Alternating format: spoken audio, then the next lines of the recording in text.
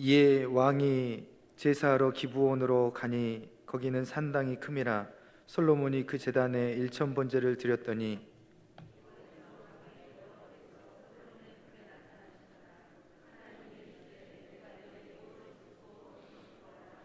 솔로몬이 이르되 주의 종 내 아버지 다윗이 성실과 공의와 정직한 마음으로 주와 함께 주 앞에서 행함으로 주께서 그에게 큰 은혜를 베푸셨고 주께서 또 그를 위하여 이 큰 은혜를 항상 주사 오늘과 같이 그의 자리에 앉을 아들을 그에게 주셨나이다.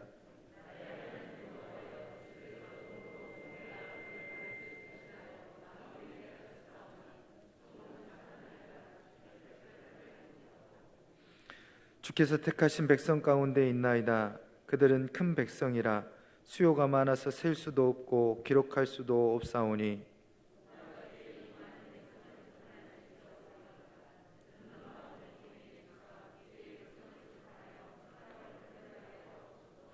솔로몬이 이것을 구하매 그 말씀이 주의 마음에 든지라.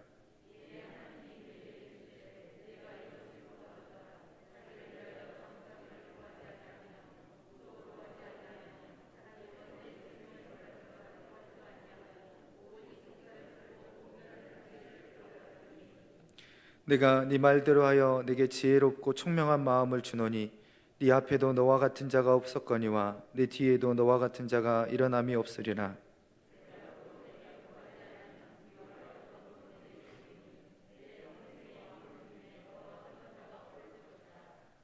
네가 만일 네 아버지 다윗이 행함같이 내 길로 행하며 내 법도와 명령을 지키면 내가 또 내 날을 길게 하리라. 솔로몬이 깨어보니 꿈이더라. 이에 예루살렘에 이르러 여호와의 언약궤 앞에 서서 번제와 감사의 제물을 드리고 모든 신하들을 위하여 잔치하였더라. 아멘. 교회는 바꿔가는 곳입니다. 슬픔을 바꿔 기쁨으로, 걱정, 근심, 두려움을 바꿔 기대와 담대함으로, 감사로, 질병을 바꿔 치료와 회복으로 바꿔가는 곳입니다. 절망과 좌절을 바꿔 새로운 희망과 소망을 얻고 돌아가는 곳입니다. 마음을 바꿔가는 곳입니다. 인간의 마음을 하나님의 마음으로 바꿔가는 곳입니다. 생각을 바꿔가는 곳입니다. 욕심과 욕망으로 가득한 내 생각을, 좁고 좁은 내 생각을 하나님의 넓고 깊고 높은 하나님의 생각으로 바꿔가는 것입니다. 오늘 이 시간에도 바꿔가게 되는 줄로 믿습니다. 옆 사람에게 인사 한번 하시죠. 바꿔갑시다.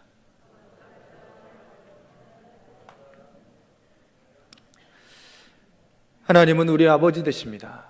그래서 우리를 사랑하신다고 하시죠. 사랑하시면 어떻게 하십니까? 주고 싶어 하십니다. 더 좋은 것을 주고 싶어 하십니다. 있는 것이 있으면 그것을 주고 싶어 하십니까? 얼만큼 주고 싶어 하십니까? 다 주고 싶어 하십니다. 좋은 것 다 주고 싶어 하시는 것이죠. 생육, 번성, 충만, 좋아서 좋은 것이어서 우리에게 주시기를 원하셨습니다.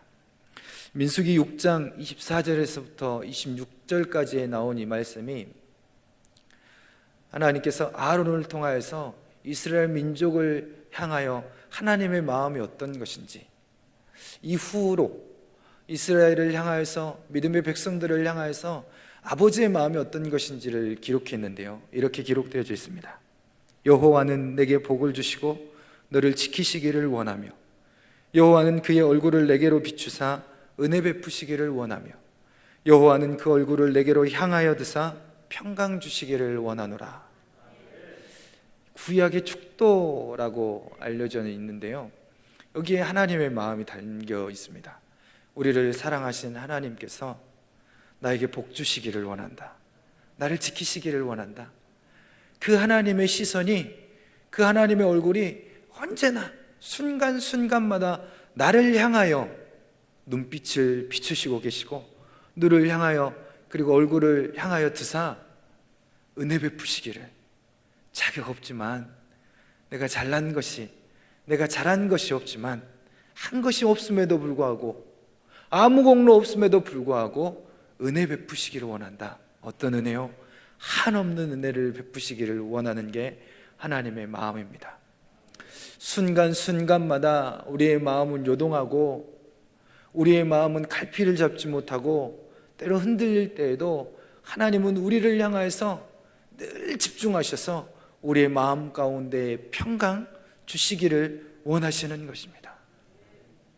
이스라엘 민족을 향해서나 그때나 지금이나 아버지 되신 하나님의 자식된 우리를 향한 마음은 동일하다라고 하는 것입니다. 그런데 또 하나님은 공의의 하나님이십니다. 우리를 사랑하셔서 좋은 것 다 주시기를 원하시지만 좋지 않은 것이라면 절대 허락하고 싶어 하지 않으십니다. 혼내서라도, 때로는 가는 길을 막아서라도, 때로는 가는 걸음 막고 그를 넘어뜨려서라도, 혹 앞에 있는 일들이 우리에게 좋지 않는 일이라면 막아서기를 원하십니다. 좋지 않은 것이라면 주기를 원하지 않으시는 것입니다. 혼내서라도, 징계를 통해서라도 우리를 좋은 곳으로 인도하기를 원하십니다. 사랑의 하나님, 공의의 하나님, 이게 굉장히 대척점에 있는 것 같아요. 한없는 사랑으로 우리에게 모든 것을 주시기를 원하신다. 그러나 공의로운 하나님께서 우리를 그 좋지 않은 것은 허락하지 않으신다. 때론 우리를 징계하시고 우리에게 있는 죄악된 것을 향해서는 채찍질을 가하기도 하신다. 이 하나님께서는 이 둘 사이에서 절묘하게 균형을 이루십니다. 절묘하게 하나님은 공의의 속성을 통해 사랑을 이루어 가십니다. 그게 때에 맞게 얼마나 절묘한지 모릅니다. 은혜를 베푸실 때와 채찍을 통해 징계하실 때, 그래서 다시금 우리의 믿음을 세워가실 때 그게 아주 절묘하게 들어맞습니다. 근데 어떤 분들은 이런 하나님의 절묘하심을 잘 이해하지 못하는 분들이 있습니다. 그래서 사랑의 하나님으로만 생각을 하죠. 한없이 사랑하셔. 그래서 괜찮아. 죄 짓는 거 괜찮아. 하나님은 나를 사랑하셔. 언제나 용서하시거든. 또 다른 분들은 공의의 하나님으로만 생각해서 그 하나님이 우리를 향하여서 때로는 채찍을 드시고 때로는 징계하시는데 꼭 그것만 생각하십니다. 그래서 그 하나님을 생각하면은 두려워서, 무서워서, 말씀 가운데서도 율법에만 매여 있었던 이스라엘 백성들과 같이 나의 공로와 나의 열심과 내가 그 율법을 지키는 것만으로 하나님의 은혜를 만날 수 있고 하나님의 구원을 만날 수 있는 것으로 여기는 사람들이 있는 것이죠. 절묘하신 하나님을 알아 우리도 절묘해야 합니다. 하나님이 은혜 베푸시는 때가 언제인지를 알고, 때로는 하나님이 멈추게 하시는 때가 언제인지를 알고, 그 일을 통해서 나를 바르게 세우고자 하시는 그 뜻을 알아 그 절묘한 하나님의 타이밍에 우리의 시간도, 우리의 초점도 맞출 수 있어야 하는 것입니다. 이 절묘한 사랑의 이야기, 공의의 이야기가 우리가 알고 있는 이 성경 말씀 속에 기록되어져 있습니다. 그러니까 이 말씀을 공의로우신 하나님과 은혜로우신 하나님, 이 말씀이 이 성경 속에 절묘하게 기록되어져 있는데 이 사이를 우리는 넘나들 수 있어야 되는 거죠. 때로는 그 하나님의 무한하신 사랑과 은혜 안에서 기쁨과 감사와 찬양을 통해 넘쳐나야 할 것이고, 때로는 잘 안 되는 일들 속에서는 하나님께서 나를 향하여서 징계와 또는 다른 일들을 통하여서, 그 일들을 통하여서 나를 바로 세우기 위한 그 과정들이 아닌지 우리는 그 타이밍을 잘 볼 수 있어야 합니다. 여러분, 성경은 분명 바르게 해석이 필요한 책입니다. 성경을 해석해 주는 것이 설교입니다. 이 해석과 설교는 시대에 따라 또는 대상에 따라 조금씩 차이가 있을 수밖에 없겠죠.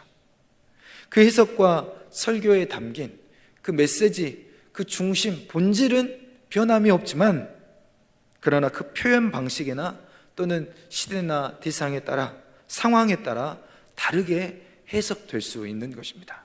다르게 적용될 수 있는 것입니다. 우리 교회 목사님께서 말씀 전해주셔서 다시 한번 일천번제에 대해서 생각하게 됩니다. 그러나 많은 사람들이 이 일천번제에 대한 이야기를 듣는 순간 이 말씀에 대한 그 많은 생각들을 하게 됩니다. 일천번제가 한 번에 1000마리의 양을, 제물을 한꺼번에 드린 예배예요. 또는 우리가 여러분들은 일천번제를 지금까지 해봐서 알겠지만 한 번씩 우리가 예배 시간을 통하여서 그 예배가 하나님께 제물이 되고 그 예배를 드리는 우리가 제물이 되어 하나님께 1000번 드려야 하는 것이다 라고 하는 서로 다른 이야기들로 혼란을 겪기도 합니다. 그래서 이러쿵 저러쿵 또 말들을 하기도 하죠. 그런데 여러분, 저는 그 형식과 그 횟수, 본문에서 알려주고 있는 또는 솔로몬이 드렸던 일천번제 그 형식보다는 그 안에 들어있는 내용이 중요하다는 것입니다. 그 본질을 놓치지 말아야 합니다. 우리는 일천번제를 통해서 그것을 솔로몬이 어떤 형식으로 어떻게 드렸느냐, 그것보다 일천번제를 드리는 솔로몬의 중심, 왜 그가 그것을 드리게 되었는지, 그것을 통해 그는 무엇을 드렸는지, 솔로몬의 중심이 무엇이었는가, 그가 진정 이 일천번제를 통해 드리고자 했던 것이 무엇이었는가, 거기에 초점을 맞출 수 있어야 하는 것입니다. 횟수냐 또는 형식이냐, 그것보다 이 일천번제를 드린 이 솔로몬의 중심이 무엇이었는가, 그 일천번제를 통해서 무엇을 드리기를 원했는가, 그리고 그것을 드린 그에게 하나님께서는 어떻게 축복하셨는가, 여기에 우리는 초점을 맞춰야 하는 것입니다.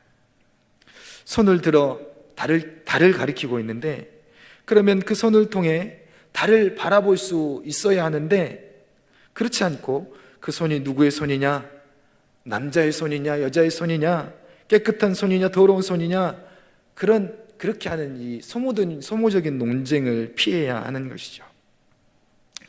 일천번제는 솔로몬이 하나님께 드린 그의 생애 최고의 예배요, 최고의 기도요, 최고의 예물이었습니다. 그의 삶을 드리는 것, 삶의 전부를 드리는 것, 그의 중심을 드리는 것이요, 그의 전부를 드리는 것이 바로 일천번제였던 것입니다. 성경은 분명 이 말씀을 통해 우리로 하여금 보게 하시고 깨닫게 하시고 따라 살도록 안내하고 있는 것이 있습니다. 그것이 한 번에 1000마리의 양을 드리는 예배, 기도, 예물이라고 한다면 우리는 그것을 따라갈 수는 없을 것입니다. 그러나 분명히 이 말씀을 통하여서 또 일천번제를 통하여서 우리에게 주시고자 하시는 분명한 뜻과 메시지가 있을 것인데, 그것은 솔로몬이 일천번제를 통하여서 그의 최고의 것을, 그의 전부를 하나님께 집중하고 드릴 수 있었던 것처럼 우리가 이 일천번제를 통해서 우리도 그와 같을 수 있어야 하는 것입니다. 여러분, 예수님 믿기가 어느 때 좋습니까? 여러분들은 언제 예수님 생각이 더 많이 나십니까? 예수님의 사랑이 더 깊게 느껴지고 또 하나님이 더 가까이 느껴질 때가 언제이십니까? 잘 되고 평안할 때 그 예수님과 하나님이 더 깊고 더 애틋하게 느껴지십니까? 저는 아닌 것 같더라고요.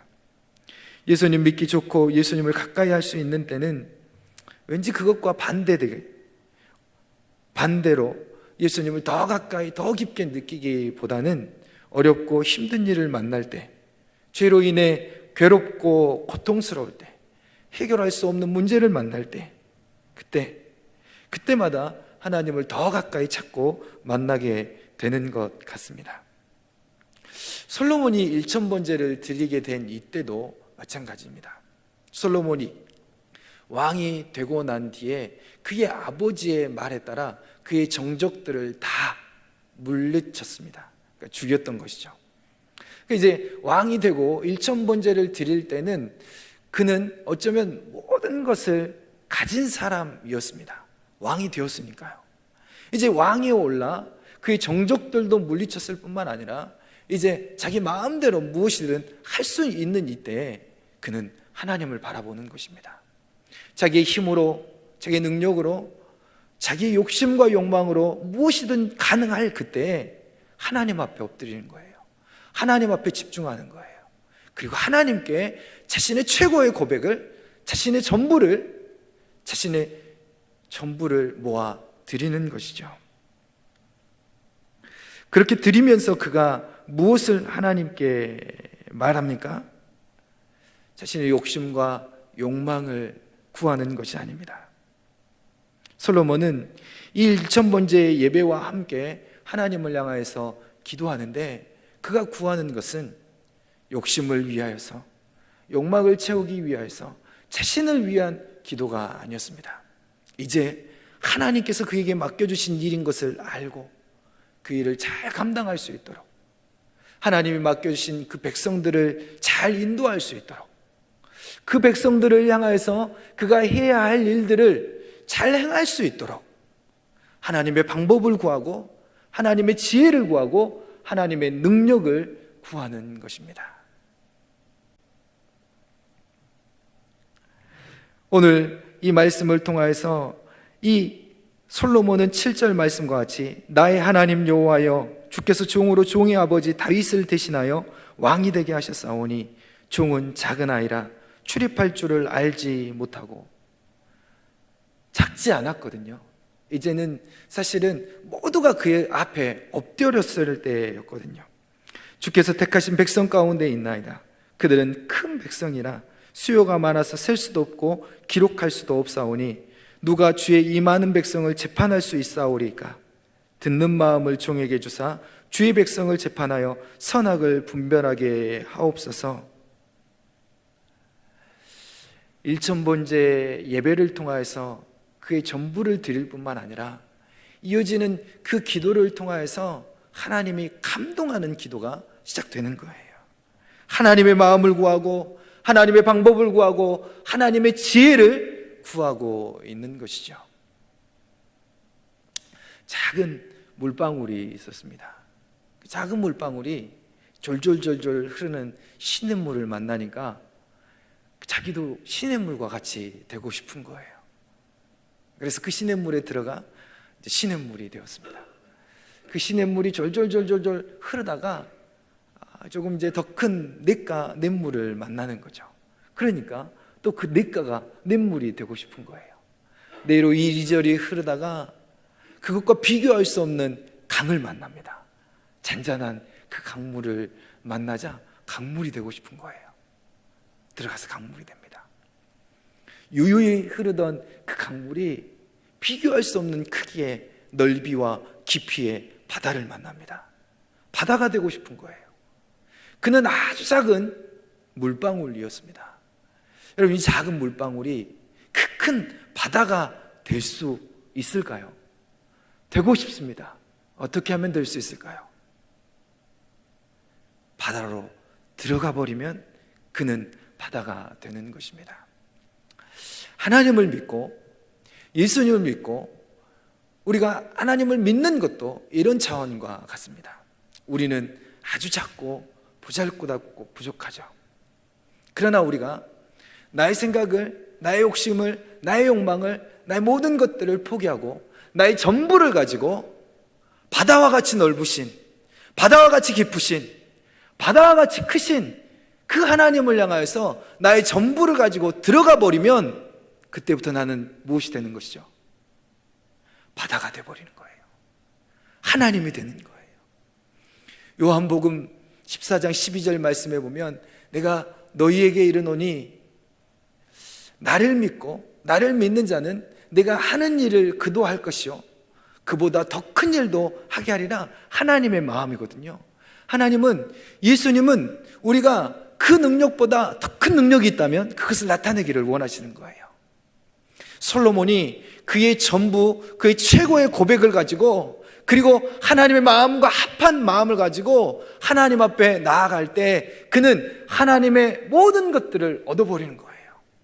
작은 물방울이 온전히 바다에 들어가 버릴 때 바다가 되는 것과 같이 그는 그의 전부를 가지고 그 모든 것을 가지고 하나님께 예배 드렸을 뿐만 아니라 기도하며 하나님의 지혜를, 하나님의 능력을 얻게 되는 것이죠. 여러분, 수준이라고 하는 게 다 차이가 있잖아요. 그런데 그 수준이 맞아야 서로 이해가 됩니다. 하나님의 사랑을 알고 하나님의 능력을 깨닫고 하나님의 마음을 알고 싶다면 우리가 어느 정도 되어야 하냐면 하나님만큼 돼야 돼요. 하나님 우리를 향하여서 간절하신 만큼 우리가 간절할 때 하나님이 어떤 분인지를 알 수가 있어요. 하나님은 우리를 사랑하시는 것처럼 우리가 그 하나님을 간절히 사랑할 때 그 사랑이 얼마나 귀한지, 얼마나 큰지를 알 수가 있어요. 잠언 8장 17절 말씀과 같이 나를 사랑하는 자들이 나의 사랑을 입고 나를 간절히 찾는 자들이 나를 만날 것이다 말씀하시는 것처럼 하나님의 간절함처럼 우리가 간절할 때 하나님의 그 사랑처럼 우리가 하나님을 사랑할 때 우리가 하나님의 사랑을, 하나님의 마음을 깨닫고 만날 수 있는 것입니다. 솔로몬이 그의 전부, 그의 최선, 그의 최고의 고백, 그 일천번제의 예물을 또는 제물을 예배를 통하여서 하나님 앞에 나아갈 때 하나님의 모든 것을 만날 수 있었던 것처럼 우리도 그럴 수 있는 것이죠. 이제 말씀을 전해주신 것처럼 아마 이 자리에 있는 여러분들은 일천번제의 자리로 나오게 될 줄로 믿습니다. 그 일천번제가 오늘 우리가 이 말씀을 통해서 알게 되었던 것처럼 우리가 하나님을 향해서 최고로 드릴 수 있는 최고의 예배가 될 수 있기를 축복합니다. 최선의 예배가 될 수 있기를 축복합니다. 그 자리에 나와 하나님을 찬양하며 예배할 때마다 하나님의 간절하심처럼 우리도 하나님을 향하여서 간절할 수 있기를 축복합니다. 하나님이 우리를 향하여서 그 크신 사랑으로 우리에게 집중하시는 것처럼 우리를 향하여 간절한 것처럼 일천번제의 자리에 나올 때마다 우리도 그 하나님을 향해서 간절함으로 우리도 그 하나님의 집중력과 같은 집중력으로 하나님께 집중할 때 우리는 그 일천번제의 순간순간을 통해서 하나님의 넓이의 자리로 이르를 수 있을 것입니다. 하나님의 깊이의 자리로 다다를 수 있을 것입니다. 하나님의 높이의 자리를 만나게 될 수 있을 줄로 믿습니다. 최근에 제가 이제 좀 좋지 않은 소식을 한 가지 들었는데요. 제가 지금까지 있는 동안에 저를 있게 해주신 그 스타트하게 물론 많은 분들이 있는데 그런 선생님 한 분이 있었습니다. 윤동현 장로님이라고 하는 분인데요. 저의 모교의 그 고등부 때 저의 선생님이었습니다. 반 선생님이었습니다. 제가 굉장히 그 어려운 시기를 보냈고 그 굴곡진 사춘기를 보내면서 아버지는 그냥 제가 고등학교만 졸업해 주기만을 바라했습니다. 대단한 일을 바라지, 대학 가기를 바라지도 않았는데 고등학교만 졸업해 주기를 바랬는데, 그런데 그 선생님 덕분에 제가 예수님을 만났습니다.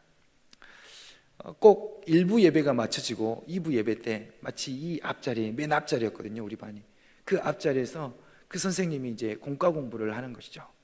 그러면 그 선생님이 제 이름을 불러주는데 그때가 예수님이 나를 부른 것 같은 거예요. 그 선생님이 저를 보며 웃어주는데 예수님이 저렇게 나를 보며 미소 짓겠구나 이런 생각이 드는 거예요. 그 선생님이 저를 칭찬해 주는데 예수님이 그렇게 칭찬해 주겠구나 뭐 이런 생각이 들 정도로 그분은 저에게 어쩌면 제가 만난 첫 번째 예수님의 통로였습니다. 그런데 최근에 그분이 갑자기 쓰러졌다는 거예요. 심장에 이상이 와가지고 갑자기 이제 심장에 이상이 와가지고 쓰러져서 이제 병원 중환자실에 있는데 그 쓰러진 이후로 심장 이거 어떻게 할 수가 없을 정도로 망가져 버렸다는 거예요.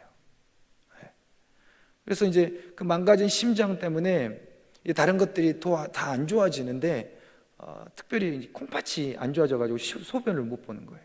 이제 투석을 해야 된다라고 하는데, 이분이 이제 중환자실에 들어가가지고 이 심장이 이상은 있지만 굉장히 이게 이제 거기에서 자기가 이제 뭐 용변을 어떻게 할 수 없으니까 그때부터 이제 굉장히 이제 자존심도 상하고 이제 마음이 이제 막 너무 안 좋아진 거죠. 그래서 중환자실에 있는 것을 거부하고 이제 일반 병실로 데려달라, 기저귀를 차야 되고 막 이런 일들 때문에, 그래서 안 됐다 이렇게 생각하시는 거죠. 그때 이제 병세가 더 안 좋아져 가지고 이제는 투석도 이제 잘 해야 이제 심장에 이 약물 치료하는 것을 할 수 있다. 근데 안타깝게도 거기는 이제 그곳은 이제 지방이다 보니까 이곳 대도시의 좋은 병원보다는 조금 좋지 않을 것 같은 거죠. 근데 지금 상황이 코로나 때문에 너무 안 좋은 거예요. 더 좋은 병원이 있지만 찾아갈 수도 없고 어떻게 할 수가 없는 거예요. 의사는 이렇게 얘기했다고 합니다. 이거는 손댈 수가 없다. 약물로 잘 치료되기를 기다릴 수밖에 없다. 다른 병원을 간다고 해도 다른 병원에서 제가 아는데 해줄 수 있는 일은 우리랑 다르지 않을 것이다. 그런데도 그 자손들이 후회하는 것은, 나중에 이제 후회하는 것은 혹 잘못되면은 그때 더 좋은 병원으로 갔어야 되는데 이것 때문에 가려면 가시겠지만 아니면 별로 다른 것이 없다, 이런 말씀을 하시더라고요. 제가 그 얘기를 듣는데 너무 이게 마음이 안타까워지는 거죠. 왜냐하면 저게는 아버지 같은 분이었거든요. 그래서 제 마음이 너무 안타깝고, 그래서 이제 우리가 기도할 수밖에 없다. 왜냐하면 그분의 아들도 이제 목사님이시거든요. 그래가지고 이제 아버지를 보러 가며 저에게 전화하는데 그렇게 얘기를 하더라고요. 그래서 제가 일천번째 생각도 하고, 또 이제 우리가 토요일 날 온 가족 새벽 예배 때 이제 그분을 위해 간절히 기도하기 시작하는데, 하나님 살려주셔야 된다. 제가 만난 첫 번째 예수님이었고 저를 있게 해주셨다. 저를 봐서라도 살려주셔야 한다. 뭐 이렇게 간절히 하나님께 이제 매달리기 시작하는 거죠. 그런데 그때 제 머릿속으로 스쳐가는 그 말씀 한 구절이 있었고 떠오르는 성경의 사람이 있었는데 히스기야였습니다.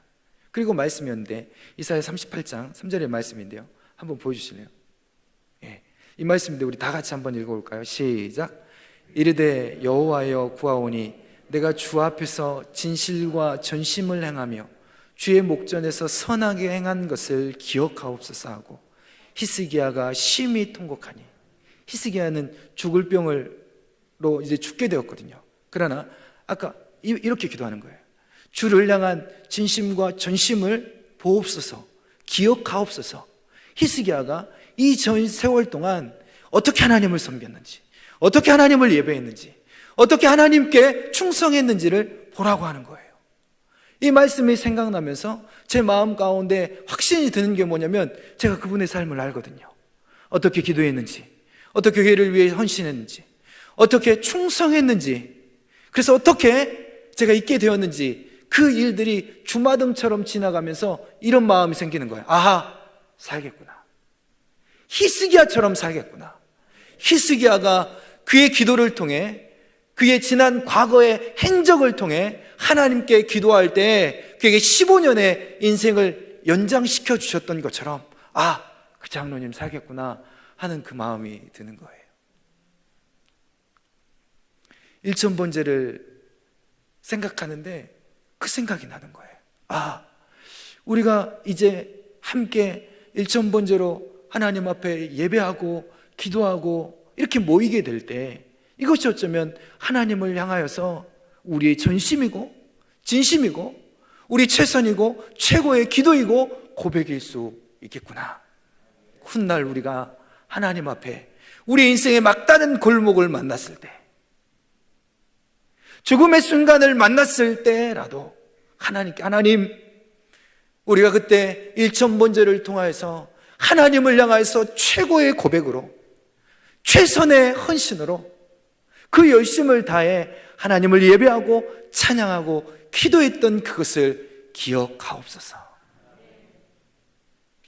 저와 여러분의 일천번제가 그렇게 될 수 있기를 축복합니다. 우리 일산 명성교회 일천번제가 그렇게 될 수 있기를 축복합니다. 우리 모든 것을 들고 바다로 들어가 버릴 때 우리가 바다가 되고 바다가 우리가 되고, 우리가 하나님을 향해서 우리 모든 것을 집중해서 하나님께 나아갈 때 하나님이 내가 되고 내가 하나님이 되고, 내 일이 하나님의 일이 되고 하나님의 일이 나의 것이 되고, 그래서 절대 실수할 수 없고 절대 실패할 수 없는 그 하나님의 승리가 저와 여러분의 삶 가운데 임하기를 축복합니다. 기도하겠습니다.